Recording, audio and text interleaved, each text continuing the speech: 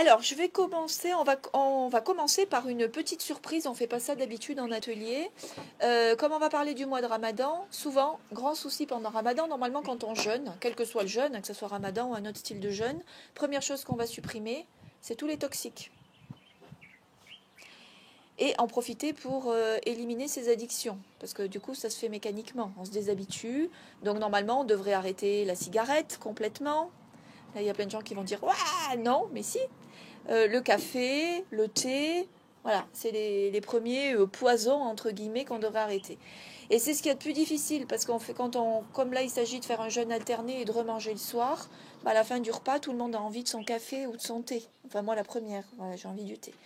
Alors je vais vous proposer, là ça va, tout le monde va être heureux. Je vais vous proposer une recette et vous allez goûter. Alors d'habitude vous avez que la tisane, je vais vous faire goûter un café avec une préparation de café qui permet je pense, scientifiquement, je ne suis pas sûre du fait, mais je sais que moi, j'ai pas bu de café pendant des années et que avec cette recette-là, dans mes derniers stages où j'avais besoin d'un peu plus de boost, j'ai repris du café le matin et alors que le café n'est plus jamais passé et que je n'aimais plus ça, bah, il passe exceptionnellement bien. J'en bois pas 12, hein, je prends un petit café, mais j'ai aucun effet secondaire ni sur mon foie, ni sur la digestion, ni sur l'estomac.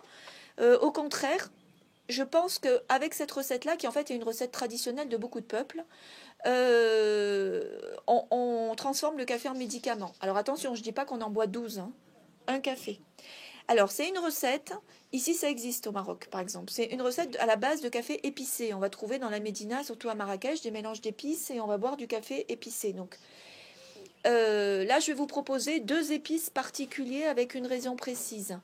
Mais j'ai découvert aussi, alors dans certains cafés parisiens, on commence à servir des cafés qu'ils appellent bulletproof, c'est ça, où ils vont ajouter seulement de la cannelle dans leur café et après du lait de coco et ils vont mixer. Du lait de coco, de l'huile de coco, pardon. J'ai trouvé en cherchant que dans le Tibet, la recette traditionnelle pour boire du café, c'était du café aux épices avec de la graisse de yak.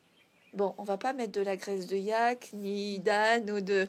Mais je vais vous proposer une recette avec de l'huile de coco, avec de la cannelle et avec de la noix de muscade. On peut, si on veut, ajouter aussi un tout petit peu de clou de girofle ou un petit peu de gingembre. Mais déjà, si on se contente de mettre de la cannelle et de la noix de muscade, on a du coup deux antioxydants.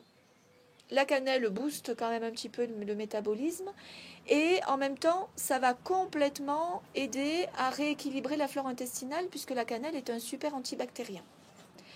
Huile de coco, même chose. Et en même temps, l'huile de coco, c'est des excellents acides gras. Et je pense que l'huile en même temps aide justement à faire filer et à tapisser l'estomac et aide à passer le café et du coup doit vraiment neutraliser tout ce qui n'est pas bon dans le café. Parce qu'il y a aussi des principes actifs qui sont bons dans le café, hein, c'est pas tout acheté dans le café. Voilà. Et autre cerise sur le gâteau, le pire du café, c'est de boire des cafés au lait. Et alors, il y a quantité de gens, surtout au Maroc, qui boivent du café au lait, qui ne peuvent pas s'en passer. Mais là, vous allez voir qu'en mixant l'huile de coco avec le café, on obtient un mélange qui a exactement la couleur et la consistance d'un café au lait. Et si, cerise sur le gâteau, on rajoute un petit peu, si on le boit sucré, un petit peu de vrai bon miel, c'est une vraie friandise. Et c'est 100 millions de fois meilleur qu'un café au lait. Et je pense que si on le fait boire à l'aveugle à quelqu'un qui ne sait pas que c'est pas son café au lait, il le trouve encore meilleur et il sait même pas que c'est pas du lait qu'il a dedans. Mais là, pour le coup, il se fait du bien. Voilà. Donc, le café était interdit jusqu'à présent dans les ateliers cuisine, mais là, on va boire un café. Allez, je vais le préparer. Patricia, on dit que c'est mauvais de boire du café avec du lait. C'est indigeste. Alors, pour quelle raison? oui. Alors, en fait, il y a deux raisons. D'abord, le lait n'est pas bon parce qu'il contient du lactose et qu'on ne sait pas le digérer. Voilà, on n'a pas l'enzyme pour digérer le lactose. Et en plus de ça, le mélange café avec le lait, c'est un mélange incompatible en fait. Donc du coup, ça va complètement mettre le bazar dans la digestion. Sauf que la plupart des gens souvent me disent, oui, mais je suis obligée de rajouter du lait parce que sinon, le café noir, normalement, le café noir est moins pire que le café au lait. Mais on me dit, oui, mais le café noir me donne des acidités ou me fait mal à l'estomac ou je le digère pas bien. Avec le lait, ça passe mieux. Je pense que c'est pour la même raison qu'on va ajouter de l'huile de coco. Mais l'huile de coco, ça va être du bon gras. Et la matière grasse, va aider justement à neutraliser l'acidité du café et à tapisser l'estomac. La matière grasse va se digérer dans l'estomac, donc il va y avoir un travail là qui va se faire. Sauf que là, ça va être avec des bons acides gras, mais le lait donne l'impression d'aider à digérer le café parce qu'il contient aussi du gras. Je pense que c'est pour ça. Mais c'est une fausse impression. Souvent, dans ce qu'on mange, il y a quantité d'aliments, on a l'impression que ça nous aide. Et en réalité, ça va déplacer le problème. C'est-à-dire ça va éviter qu'on ait mal, mais ça va endommager autre chose. C'est le cas du café au lait. Alors, là, devant moi, j'ai le café. Hop. Donc là, on va faire le vrai mélange au mixeur pour remplacer le café au lait, avec tout. Les épices. Alors, 2 solutions pour faire votre café. Soit vous mélangez, j'en fous partout, quelle catastrophe. Soit vous mélangez les épices directement dans votre poudre de café, dans la machine, alors que ce soit un café filtre ou ces petits appareils-là, ou alors les appareils où on pousse, peu importe. Soit vous en ajoutez après. Mais si vous faites votre mélange avant, moi je fais les deux en fait. J'ai mon petit mélange d'épices que je mélange à mon café moulu et je fais mon café. Et après, comme je vais faire maintenant, je rajoute encore de la cannelle et de la noix de muscade. Comme ça, l'effet, la cannelle n'est pas du coup filtrée et l'effet est plus fort. Donc là, vous voyez, on en met pas mal. Là, on a 2 grandes tasses. Je mets une bonne cuillère, moi j'aime bien. Et la muscade. Non, c'est pas la peine que je me mette au-dessus. Dans la boîte.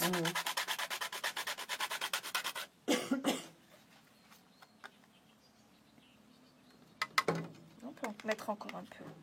Bon, le tout c'est d'aller un peu vite parce que sinon le café refroidit. C'est l'inconvénient, c'est qu'on va le mixer. Il va refroidir un petit peu. Moi j'aime bien le café bien chaud par exemple. Hop. Donc on va mettre notre cuillère de coco. Alors normalement, regardez là pour 2 tasses comme ça, on va mettre quand même une bonne quantité. Et dites pas, l'huile de coco, ça fait grossir. C'est pas vrai. Les gras cuits font grossir et provoquent plein de mauvaises choses dans le corps. Mais pas les gras crus, quand c'est des bons acides gras. Hop, une lichette de miel. Donc là, c'est du bon miel. Quand c'est du bon miel, on se fait du bien aussi, parce que c'est aussi antibactérien le miel.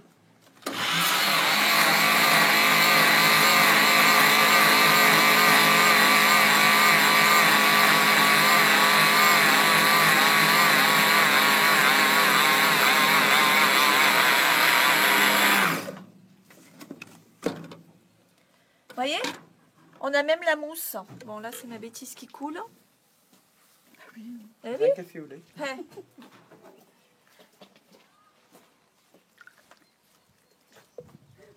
Tenez, je fais goûter. Merci. Allez, je passe.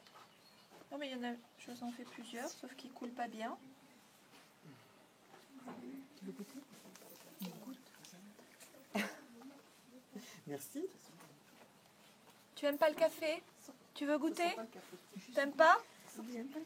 T'aimes pas le café? Bon. Alors, comment vous trouvez? C'est très agréable. C'est bon, hein? Super bon. C'est vraiment délicieux. Bon, le mien, il est un peu foncé. Si on met un petit peu plus d'huile de coco, il devient vraiment plus laiteux encore. Et là, alors, je défie quiconque me dire qu'ils n'aiment pas ça. Hein. Ça, après le tour, à la place de son café qui fait du mal, c'est sûr qu'on a pas mal à l'estomac. Au contraire. Voilà, maintenant, il n'y a plus qu'à essayer, puis après, vous me direz.